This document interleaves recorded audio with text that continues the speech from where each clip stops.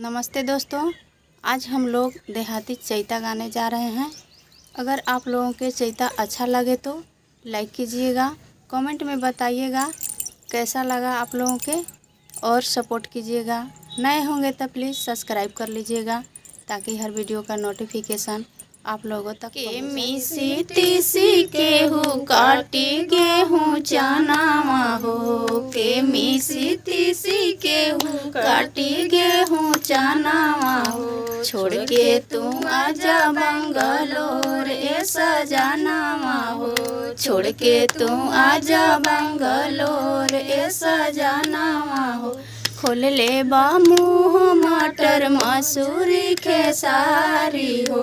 खोल ले बा मुँह मटर मसूरी खेसारी हो, घरवा में बानी अकेले सजनावा हो, घरवा में बानी अकेले सजनावा हो, के मिसी तीसी गेहूँ काटी गेहूँ चनावा हो,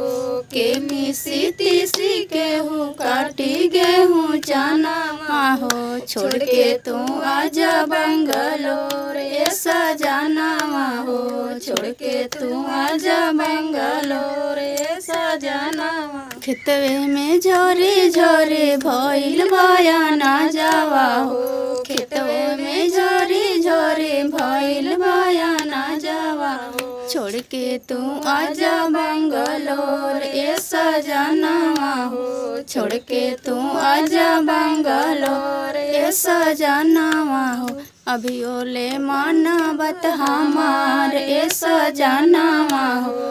अभी ओले मानवत हमार ए सजनावा हो, अभी ओले मत बिलमाई ए सजनावा हो,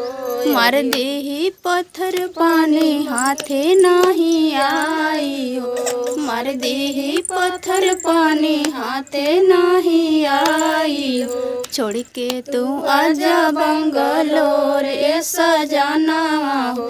छोड़ के तू आजा बंगलोर ए सजनावा हो, के मिसी तीसी गेहूँ काटी गेहूँ चनावा हो,